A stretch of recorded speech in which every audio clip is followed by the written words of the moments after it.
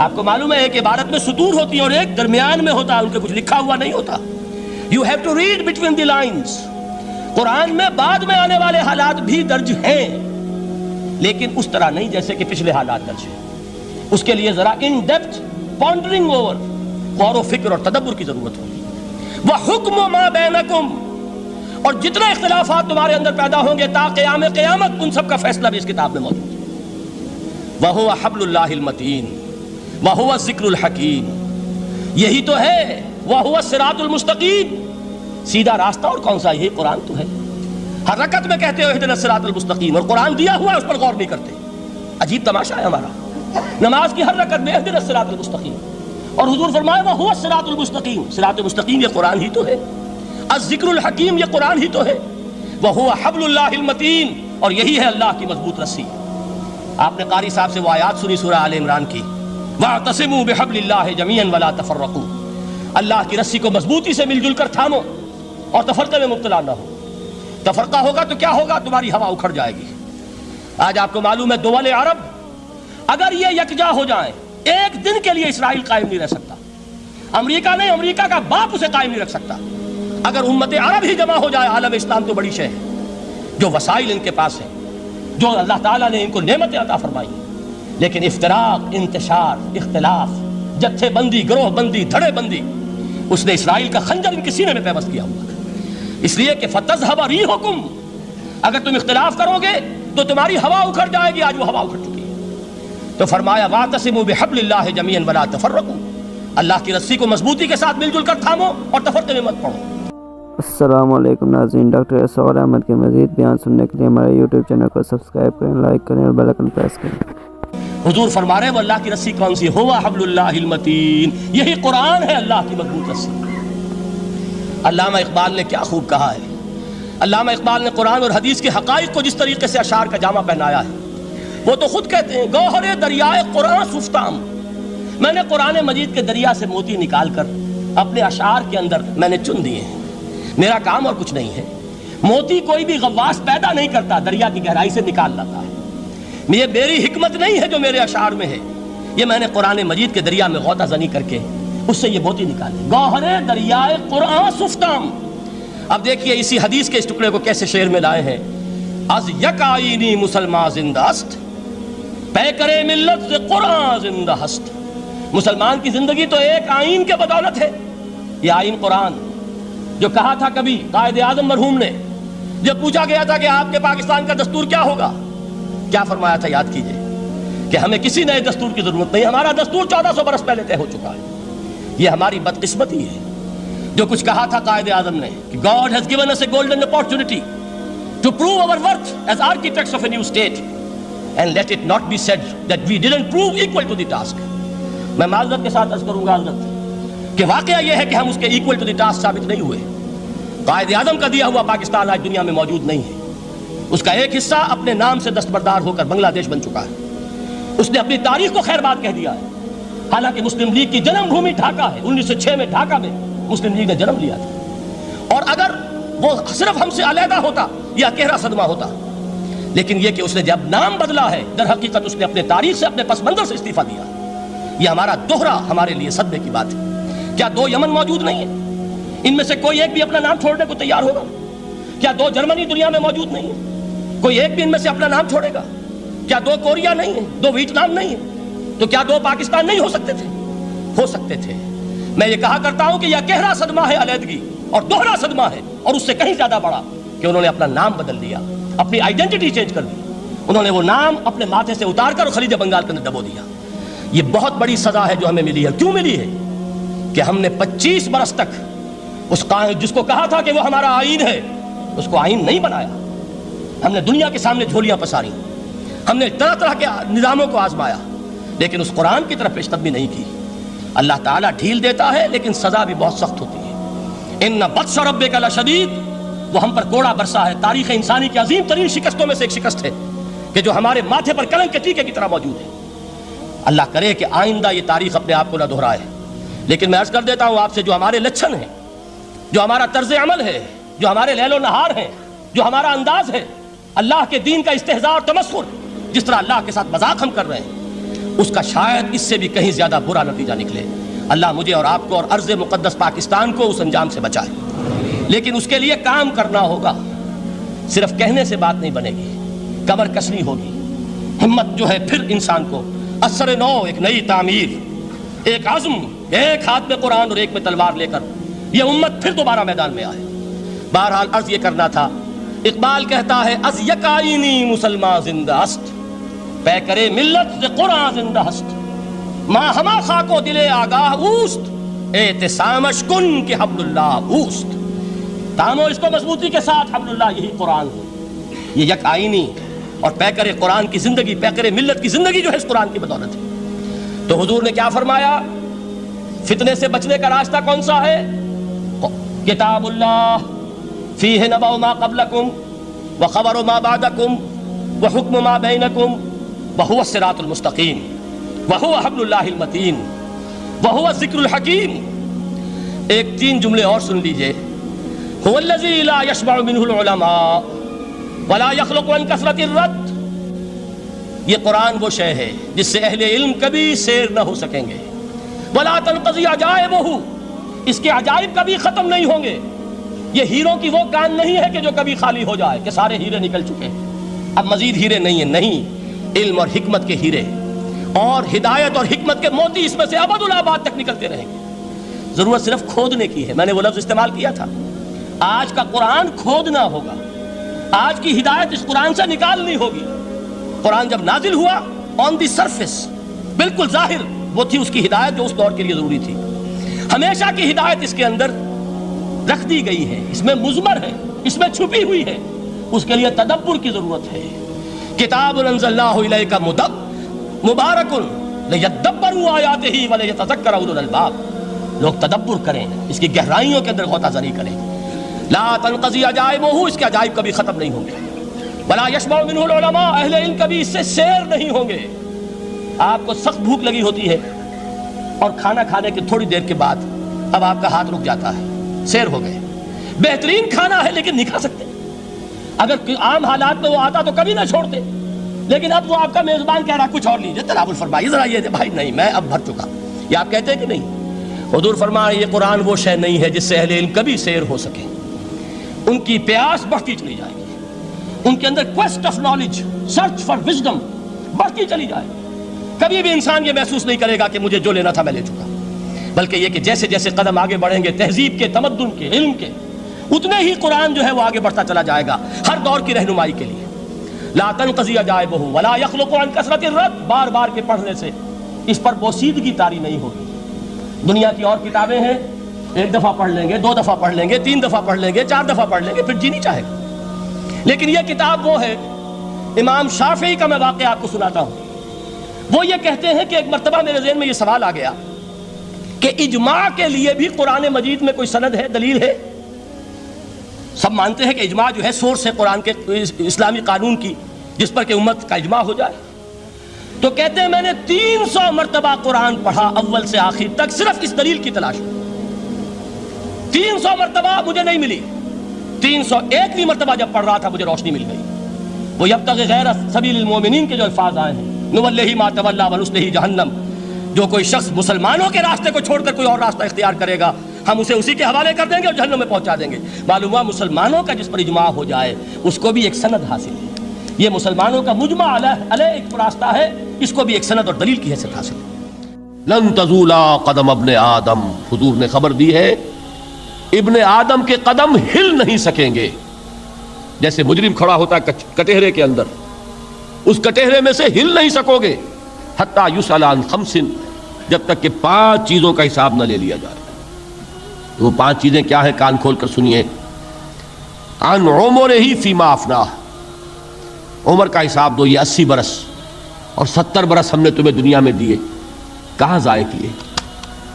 وعن شبابہ فیما ابلاہ، اور خاص طور پر جوانی کا دور، امنگوں کے دن، ولولے ہوتے ہیں، قوت ہوتی ہے، توانائی ہوتی ہے، آدمی چلتے ہوئے زمین پر پاؤں مارتا ہے، قوت جو ہے وہ اپنا اظہار چاہتی ہے، یہ جوانی کہاں گلائی؟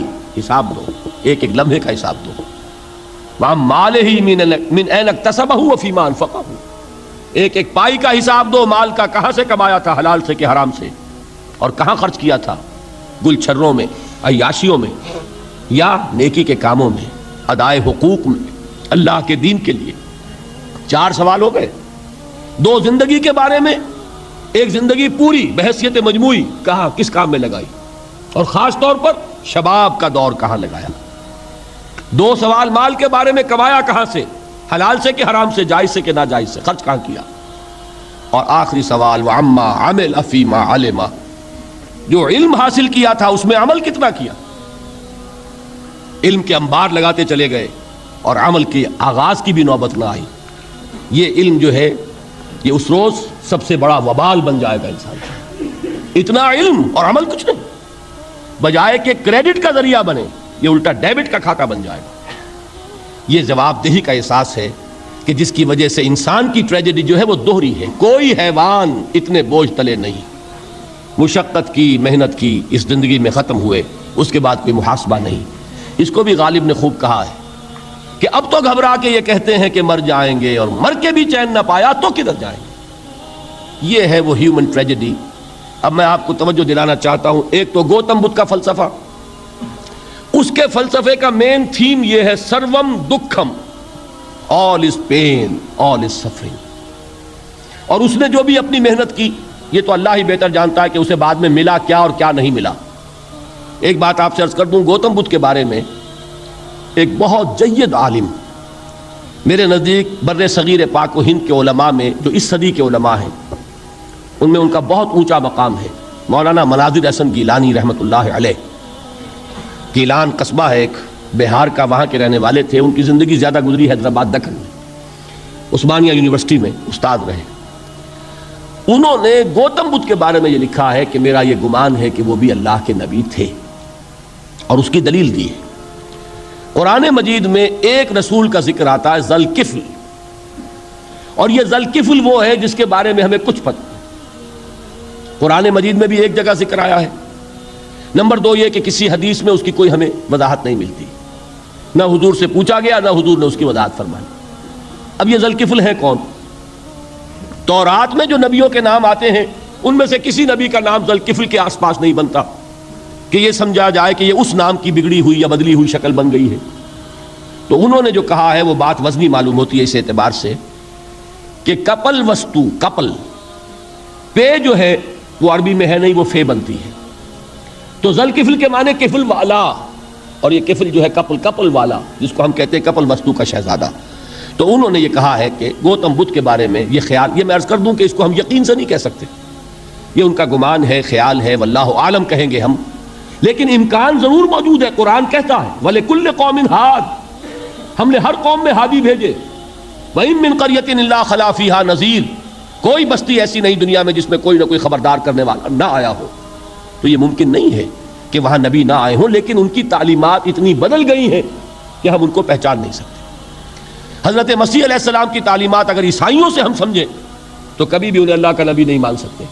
یہ تو قرآن مجید نے آ کر حضرت مسیح علیہ السلام کی اصل حقیقت ہمیں بتائی، ورنہ تو خدا کا بیٹا ثالث و ثلاثہ، ان کو کیسے ہم مانتے ہیں؟ لیکن یہ کہ قرآن نے بتایا، تو جان لیجئے ہو سکتا ہے کہ گوتم بدھ بھی اللہ کے نبی ہوں، لیکن ہو سکتا ہے کہ درجے میں کہیں گے، یقین سے نہیں کہیں۔ بہرحال گوتم بدھ نے اس دکھ، رنج، صدمہ، غم جو انسان کا مقدر ہے اس کا مشاہدہ کیا، اور پھر تپسیائیں کی، علم حاصل کیا، رشیوں منوں کے پاس گیا، اس نے کوشش کی کہ معلوم ہو سیلویشن کا راستہ کون سا ہے، اس دکھ سے نجات پانے کی کوئی سبیل بھی ہے کہ نہیں، اس غم سے، اس نجات سے، اس اندوہ سے انسان کسی طریقے سے چھوٹ سکتا ہے یا نہیں۔ اسی کو سیلویشن کہتے ہیں انگریزی میں، اسی کو ہندی میں نروان کہتے ہیں، اسی کو عربی میں نجات کہتے ہیں۔ ان نجات معلقۃ بمجموع هذه الاشیاء، میں نے امام راضی رحمۃ اللہ علیہ کے الفاظ میں آپ کو وہ لفظ بتایا، نجات کی راہ۔ اچھا، جدید فلسفوں میں جن حضرات کو دلچسپی کی بات ہے انہی کے بارے میں یہ عرض کر رہا ہوں۔ جدید فلسفوں میں بھی ایک فلسفہ ہے وجودیت، ایگزسٹانشلزم۔ آپ نے نام سنا ہوگا سارترے، یہ فرینچ فلسفر، اور اس وقت دنیا میں جو نوجوان نسل ہے وہ بہت زیادہ متاثر ہوئی ہے سارترے کے فلسفے سے۔ کرکیگارڈ پرانے دور میں اور سارترے اس دور میں، ان کے فلسفے کا نام ہے وجودیت، ایگزسٹنشلزم۔ اس کا مرکزی خیال بھی یہی ہے، انسان کے لیے دکھ ہی دکھ ہے، صدمہ ہی صدمہ ہے، رنج ہی رنج ہے۔ صرف یہ ہے کہ کچھ حساس لوگ ہوتے ہیں وہ صدمے کو زیادہ محسوس کرتے ہیں، کچھ ذرا ان کی حس جو ہے وہ کچھ ڈل ہو جاتی ہے، کند ہو جاتی ہے۔ وہ جو غالب کا شعر میں نے آپ کو سنایا کہ مشکلیں اتنی پڑی مجھ پر کہ آسان ہو گئی، ورنہ یہ ہے کہ انسان سوچے تو دکھ ہے۔ اب یہ دکھ جو ہے اس سے نجات کا کوئی راستہ بھی ہے کہ نہیں، یہ کوسچن مارک ہے، جس کا جواب ہے تیسری آیت میں اِلَّا الَّذِينَ آمَنُوا وَعَمِلُوا الصَّالِحَاتِ وَتَوَاصَوْا بِالْحَقِّ وَتَوَاصَوْا بِالصَّبْرِ۔ جو ایک نا امیدی کی کیفیت طاری ہوتی ہے، وَالْعَصْرِ إِنَّ الْإِنسَانَ لَفِي خُسْرٍ، زمانے کی قسم ہے تمام انسان برباد ہونے والے ہیں، تباہی میں ہیں، گھاٹے میں ہیں، ٹوٹے میں ہیں۔ اس سے جو ایک مایوس کن صورتحال سامنے آتی ہے، اس مایوسی سے نجات دلانے والی آیت ہے تیسری آیت۔ ایک راستہ ہے، یہ امید کی کرن ہے، تباہی سے بچ سکتے ہو، ابدی بربادی وہ بربادی۔ یہاں تو یہ ہے کہ ہم نے مشقتیں اٹھا لیں، فاقے جھیل لیے، تکلیفیں برداشت کر لیں، صدمے برداشت کر لیے، لیکن موت آئی، اس کا خاتمہ ہو گیا۔ لیکن اس کے بعد اگر خدا نہ خواستہ جہنم میں جھونک دیے گئے، وہ ابد الآباد تک کی، وہ ہمیشہ ہمیشہ کی جلن۔ قرآن کہتا ہے کہ اگر ایک کھال جل جائے گی، جھلس جائے گی، اللہ اور کھال دے دے گا۔ دیکھیے یہ بھی جدید دور میں آپ کو معلوم ہوگا، بورس بکائی نے جو کتاب لکھی ہے، دی فرینچ سرجن، اس نے ثابت کیا ہے کہ قرآن مجید نے جتنے نیچرل فینومینا کا حوالہ دیا ہے وہ بالکل سائنس کے مطابق ہے۔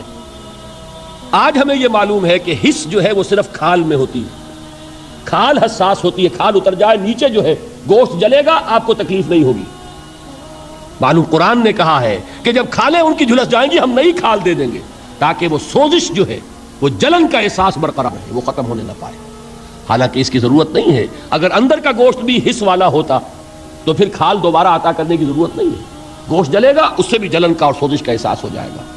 لیکن قرآن کہتا ہے کہ نہیں، کلما نضجت جلودہم بدلنا لہم جلودا غیرہا، جب ان کی کھالیں جھلس جائیں گی، جل جائیں گی، ہم ان کی کھالیں بدل دیں گے تاکہ وہ سوزش برقرار رہے۔ ثم لا يموت فیہا ولا یحیا، پھر نہ وہ اس میں جی سکے گا نہ مر سکے گا، نہ زندوں میں ہوگا نہ مردوں میں ہوگا۔ موت کو پکارے گا، کاش کہ موت آ جائے جو مجھے اس مشقت سے اور مشکل سے چھٹکارا دلا دے۔ وہ موت جس سے اس وقت ہم بھاگتے ہیں، اگر خدا نہ خواستہ اس جہنم میں جھونکے گئے تو پھر موت کو پکاریں گے اور موت نہیں آئے گی۔ اس عذاب سے، اس ابدی ناکامی سے، اس خسران سے، اس ابدی ہلاکت سے بچنے کا کوئی راستہ ہے؟ وہ جو میدان حشر میں پکاریں گے لوگ، این المفر، کوئی جائے فرار ہے، کوئی جائے پناہ ہے؟ وہ جائے فرار، وہ جائے پناہ اس دنیا میں اللہ نے ہمیں عطا فرمائی، اسی کا نام صراط مستقیم ہے۔ الا الذین آمنوا وعملوا الصالحات وتواصوا بالحق وتواصوا بالصبر، ایک راستہ ہے۔ لیکن اس کے علاوہ معین شخص ہوگا دجال۔ یہ معین شخص جو دجال ہوگا، اس کے بارے میں بھی ایک تو بالکل متفق علیہ چیزیں ہیں۔ نمبر ایک کہ وہ شخص ہے، قطعی ہے، یقینی ہے، اس کا حلیہ بھی حضور صلی اللہ علیہ وسلم نے احادیث کے اندر بیان کیا ہے۔ دوسری بات یہ کہ اس کے ہاتھ میں قوانین قدرت، گویا کہ تسخیر کائنات، گویا کہ نقطہ عروج کو پہنچ چکی ہے، تمام اختیارات الہی تقریباً اس کے ہاتھ میں آ چکے ہوں۔ جو بڑے سے بڑے معجزے اللہ تعالیٰ نے نبیوں کو دیے ہیں وہ معجزے کر کے دکھائے گا، وہ مردہ کو زندہ کرے گا، مردہ لوگوں کی افواہوں کو لے کر آئے گا، ان کی روحوں کو، اگرچہ جھوٹی روحیں ہوں گی، وہ شیاطین جن ہوں گے جو ان کا بھیس بدل کر آئیں گے، لیکن یہ کہ وہ لوگوں سے کلام کریں گے۔ یہ اسپرچولیزم جو اپنی انتہا کو پہنچا ہوا ہے یورپ میں اور مغرب میں، یہ در حقیقت اسی کا ایک بدل ہے۔ وہ کھلے بیابان کو کہے گا، جہاں بالکل ڈٹیل جو ہے وہ صحرا تھا، وہ لوگ گلزار کر دے گا جب چاہے گا، جب چاہے گا، جہاں چاہے گا بارش برسائے گا۔ فاصلہ اس کے لیے بے معنی ہوگا، اس کی سواری وہ ہوگی کہ جس کے دونوں کانوں کے درمیان فاصلہ 80 ہاتھ کا ہوگا۔ یہ سارے جو آج آپ کی اس ٹیکنالوجی کی جو انتہا جا رہی ہے اور جدھر جا رہی ہے، اس کو اچھی طرح سمجھ لیجیے۔ آج سے 100 سال پہلے شاید انسان ان چیزوں کا تصور نہ کر سکتا۔ وہ کوئی سواری ایسی بھی ہو سکتی ہے جس کے دو کانوں کے درمیان کا فاصلہ جو ہے وہ 80 ہاتھ کا ہو۔ آپ کے یہ سارے جیٹس جو ہیں وہ کیا ہیں؟ ان کے رڈارز جو لگے ہوئے ہیں، دونوں کان ہیں ان کے. اس کا ایک قدم اگر مدینے میں ہوگا تو دوسرا بیت المقدس میں ہوگا. اس کی آواز پوری دنیا میں سنی جائے گی. سنی جا رہی ہے کہ نہیں؟ یہ ساری قدرت، ساری قوتیں، تسخیر کائنات کلیتاً ایک آدمی کو چیر کر دو ٹکڑے کرے گا، دونوں ٹکڑوں کو علیحدہ کرے گا، ان کے درمیان چلے گا اور پھر ان دونوں کو جوڑے گا اور کھڑا کر دے گا. احادیث میں ساری موجود ہے. سرجری جدھر جا رہی ہے وہ جب نہیں کہ وہاں تک آدمی پہنچ جائے. فریز کر کے تو یہ معاملہ ہو ہی سکتا ہے، لیکن یہ کہ ابھی اگلا اور قدم کیا ہوگا کچھ نہیں کہہ سکتے. یہ چیزیں تو ہے متفق علیہ. البتہ کچھ معاملات کے اندر احادیث میں کچھ اختلاف پایا جاتا ہے اور یہ مشکلات الحدیث میں سے. اور میں بھی چونکہ اس مسئلے میں اب تک بھی اسی درجے میں ابھی قطعیت کے ساتھ میں کوئی بات نہیں کہہ پا رہا ہوں، لیکن اب چونکہ گمان غالب کے درجے میں ایک رائے تک پہنچ چکا ہوں، اس لیے میں نے آج اس بات کو آپ تک پہنچانے کے لیے یہ عنوان اختیار کیا. اس لیے کہ حدیث میں جو آتی ہے تفاصیل، اس سے معلوم ہوتا ہے کہ یہ دجال دو دجل کرے گا. یا تو وہ دو دجل کرنے والے دو دجال علیحدہ ہیں، یا یہ دونوں دجل کرنے والا شخص ایک ہی ہے. بس یہ مسئلہ ہے کہ جو آج تک مجھ سے حل نہیں ہوا تھا، اب تک کہنا چاہیے آج تک نہیں. اور یہ اس میں علماء سے بھی گفتگو ہوئی ہے، اور جن لوگوں نے اس مفہوم موضوعات پر اپنا وقت لگایا ہے ان سے بھی گفتگویں ہوئی ہیں، تو وہ بھی اس مسئلے کو حل کرنے سے تاحال قاصر رہے. لیکن یہ کہ اب میری رائے یہ ہے کہ یہ دو شخص ہیں علیحدہ علیحدہ، واللہ عالم. لیکن ایک رائے تک میں پہنچ چکا ہوں، اس لیے وہ رائے آپ کے سامنے رکھ رہا ہوں، اور آپ کے ذریعے سے وہ آگے بھی پھیلے گی تو اہل علم کے ساتھ جو ہے اس معاملے کے اندر تبادلہ خیالات کی بھی نوبت آئے گی انشاءاللہ. لیکن یہ کہ اس میں یہ بات قطعی اور یقینی ہے کہ اس طرح کا ایک شخص پیدا ہوگا. البتہ یہ کہ آیا وہ دو ہوں گے دو مختلف اوقات میں، یا ایک ہی ہوگا ایک ہی وقت میں، صرف اس میں اختلاف. میرے نزدیک وہ دو ہوں گے. ایک وہ شخص جو جھوٹا مسیح ہونے کا دعویٰ کرے گا، المسیح الدجال. جیسے حضور نے فرمایا میری امت میں 30 دجال اٹھیں گے جو نبی کا دعویٰ کریں گے، جن میں سے 5-6 تو حضور کے اپنے زمانے میں اور آپ سے متصل اٹھ پڑے ہوئے تھے. بعد میں محمد علی باب ہو، بہاء اللہ ہو، قادیانی اور کہاں کون اٹھے ہوں گے واللہ عالم. کسی طریقے سے ایک شخص مسیح ہونے کا دعویٰ کر کے کھڑا ہوگا، یہودی ہوگا. یہ ہے اصل میں وہ شے. اور اس میں جو ان دونوں شخصیتوں کے مابین اگر کوئی ذرا سا اگر ابہام رہا ہے تو میں ایک حدیث بھی نوٹ کر کے لایا تھا، حضرت عبادہ ابن صامت رضی اللہ تعالی عنہ سے ہے، ان رسول اللہ ہے، انی حدثتکم عن الدجال حتی خشیت اللہ تعقلوا. میں نے تمہیں دجال کے بارے میں بہت سی باتیں بتائی ہیں تو مجھے یہ گمان ہوا کہ شاید تم اسے سمجھ نہ پاؤ. یہ اندیشہ خود حضور صلی اللہ علیہ وسلم کو ہوا ہے، اور یہ سنن ابی داؤد کی روایت ہے. بہرحال میں جو کچھ عرض کر رہا ہوں کہ میں اس رائے تک پہنچا ہوں کہ یہ دو علیحدہ شخصیتیں ہیں. ایک تو یہ ہے کہ ایک مسیح الدجال کھڑا ہوگا یہ ایک دعویٰ کر کے کہ میں مسیح ہوں، چونکہ اس کا زمانہ بالکل قریب آ چکا، اس لیے میں آپ کو اس کے بارے میں خبردار کر رہا ہوں. دوسرا جو مسیح جس کی شخصیت مسیح دجال کی آتی ہے، دجال اکبر، میں صرف اشارہ کروں گا، پھر کبھی انشاءاللہ اس موضوع پر تفصیل سے گفتگو ہوگی. وہ میرے نزدیک بالکل قریب قیامت کی ایک علامت ہے. جو خدائی کا دعویٰ کرے وہ جھوٹا خدا ہوگا، یہ جھوٹا مسیح ہوگا، المسیح الدجال.